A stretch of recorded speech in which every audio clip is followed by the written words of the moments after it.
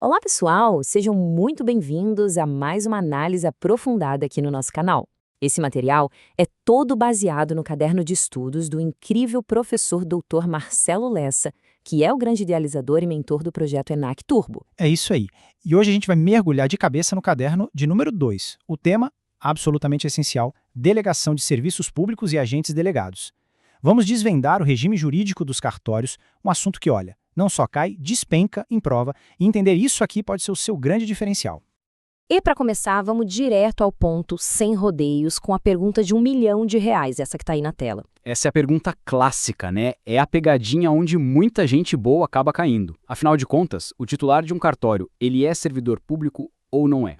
A resposta para essa pergunta, gente, abre uma porta para todo um universo jurídico que a gente vai explorar agora, detalhe por detalhe. Ok, então vamos lá. Para a gente entender quem é o tabelião, a gente precisa, antes de tudo, entender que serviço é esse. Como o professor Lessa sempre ressalta no material dele, o serviço notarial e de registro é uma categoria diferente. É um serviço público sui generis. Perfeito. Pensa assim, o dono do serviço é o Estado, mas ele não executa diretamente. Ele passa essa execução, ele delega essa tarefa para uma pessoa, um particular. E é exatamente essa delegação que cria um regime jurídico que não se parece com nada do que a gente vê na administração pública tradicional.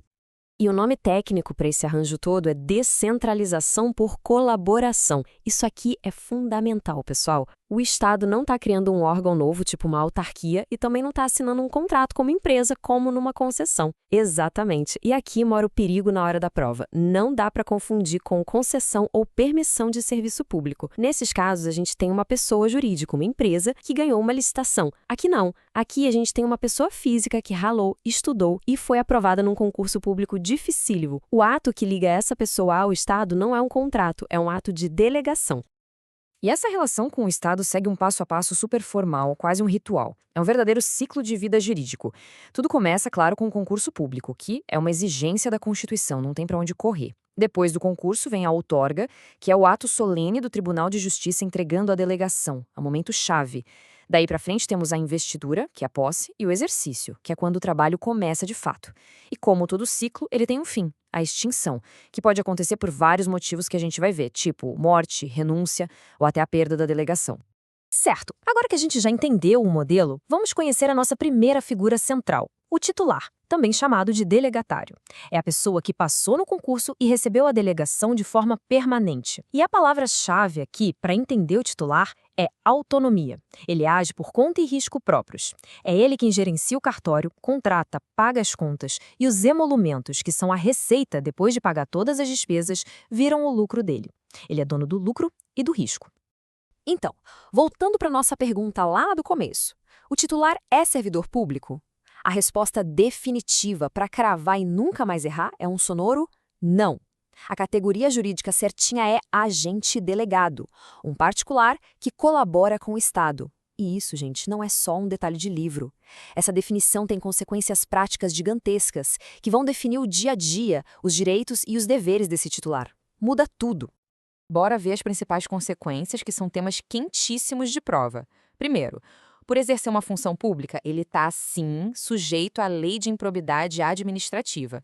Fiquem ligados nisso. Agora, 2 pontos que a FGV adora. Primeiro, ele não precisa fazer licitação para comprar os computadores do cartório ou alugar o imóvel. A decisão do STF na AD 2602 foi clara, ele está gerenciando recursos privados, que são os emolumentos. E a outra grande decisão do Supremo, no tema 57, ele não se aposenta compulsoriamente aos 75 anos. E por quê? Simples, porque a aposentadoria compulsória vale para quem ocupa cargo público efetivo e, como a gente acabou de ver, ele não é um servidor público estatutário. Beleza, o regime do titular está bem claro, mas essa delegação, mesmo sendo vitalícia, não dura para sempre, né? O que acontece quando ela acaba? Sei lá, por morte, renúncia, aposentadoria. O que acontece quando o cartório fica vago? E é aqui, pessoal, que a chave vira.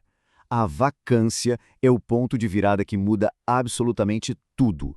O Estado, que antes era só o dono do serviço, retoma a gestão direta e imediata. O jogo muda completamente. Exato. Aquele modelo de gestão privada por conta e risco do particular some, desaparece na hora. O caixa do cartório, que até um segundo antes era privado, passa a ser público.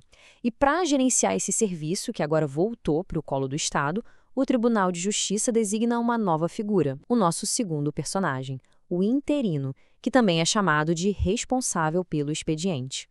E agora a gente chega no coração da nossa análise, na comparação definitiva que o professor Marcelo Lessa estrutura de forma genial no caderno dele. De um lado, o titular. Do outro, o interino.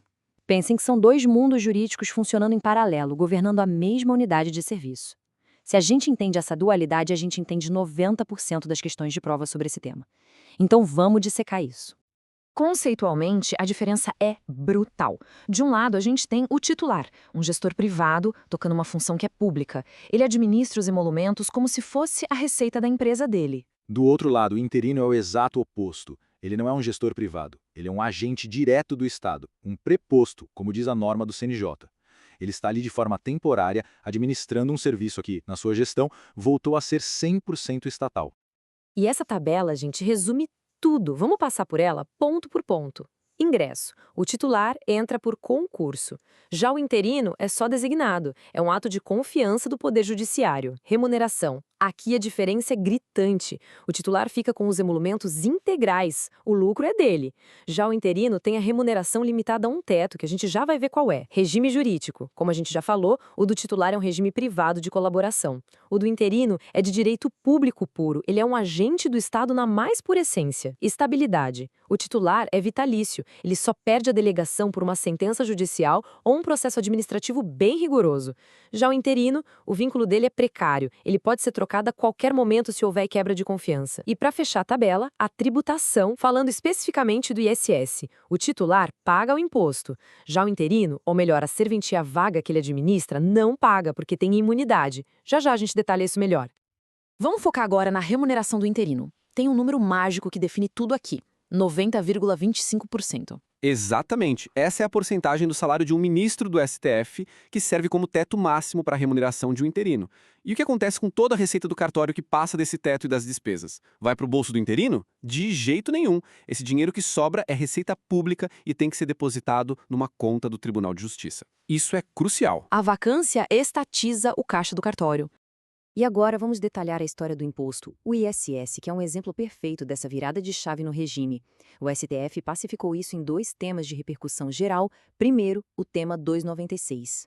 No tema 296, ficou decidido que o titular, como ele explora uma atividade com objetivo de lucro, deve pagar o imposto sobre serviços. A lógica é, a gestão é privada, então paga o tributo. Mas, quando a serventia fica vaga, entra em campo o tema 1048. O STF entendeu que, nesse período, o serviço voltou a ser do Estado, e aí aplica-se a imunidade tributária recíproca entre os entes da federação. Ou seja, a serventia vaga, com o interino na gestão, é imune ao ISS, uma pegadinha clássica de prova de direito tributário. E a responsabilidade civil? Se um cartório causa um prejuízo para alguém, quem é que paga essa conta? O tema 777 do STF também resolveu isso. A responsabilidade primária e objetiva é do Estado. A vítima do dano processa o Estado diretamente. Só que o Estado não fica no prejuízo se o erro foi de quem estava no cartório. Ele tem o chamado direito de regresso, ou seja, ele pode processar o titular ou o interino para ser reembolsado. Mas aí o Estado vai ter que provar que eles agiram com dolo ou culpa. E para o interino, a corda é ainda mais curta. Como o vínculo dele é de confiança, a designação pode ser revogada a qualquer momento por quebra de confiança, como diz a norma do CNJ. Não precisa daquele processo administrativo disciplinar complexo que precisa para o titular. Basta uma decisão fundamentada da corregedoria e pronto. Ufa, quanta informação! Agora, para a gente solidificar tudo isso na cabeça, vamos para uma síntese final, com as regras de ouro que o professor Lessa formulou para a gente memorizar e não errar nunca mais. Só aquelas frases de efeito que resumem toda a lógica que a gente explicou até agora, perfeitas para aquela revisão final, na véspera da prova. Primeira regra de ouro sobre a natureza do serviço quando tem o titular. Memorizem isso. O serviço é público, a gestão é privada e o agente é delegado. Essa frase de 3 partes desmonta qualquer confusão. A titularidade do serviço é do Estado, a execução é privada e o status do agente não é de servidor, mas sim de delegado, simples, direto e genial. Agora, a segunda regra de ouro sobre a vacância. É simples também. Quando o titular sai, a gestão privada acaba e o cofre público assume. É a virada de chave. Sai o lucro, entra o teto. Sai a gestão privada, entra o preposto do Estado. Sai a cobrança de imposto, entra a inunidade. Essa regra explica absolutamente tudo sobre o regime do interino. E para fechar com chave de ouro, a frase de impacto do professor Marcelo Lessa, que, na minha opinião, encapsula perfeitamente essa dualidade que a gente explorou hoje. O titular é dono do lucro e do risco. O interino é dono do teto e do dever. Não tem como ser mais claro e conciso que isso para resumir esses dois universos. O titular tem a liberdade e o risco de um empreendedor. O interino tem as amarras e a responsabilidade de um gestor da coisa pública. Com essa síntese, fica muito mais fácil navegar pelas complexidades do regime jurídico dos cartórios. Todo esse material foi produzido a partir do conteúdo do projeto ENIAC Turbo, sob a autoria e orientação do professor Dr. Marcelo Lessa. E se essa nossa análise ajudou nos seus estudos, não se esqueça de se inscrever no canal e ativar o sininho das notificações. Assim o YouTube te avisa assim que o próximo resumo for liberado. Até a próxima, pessoal!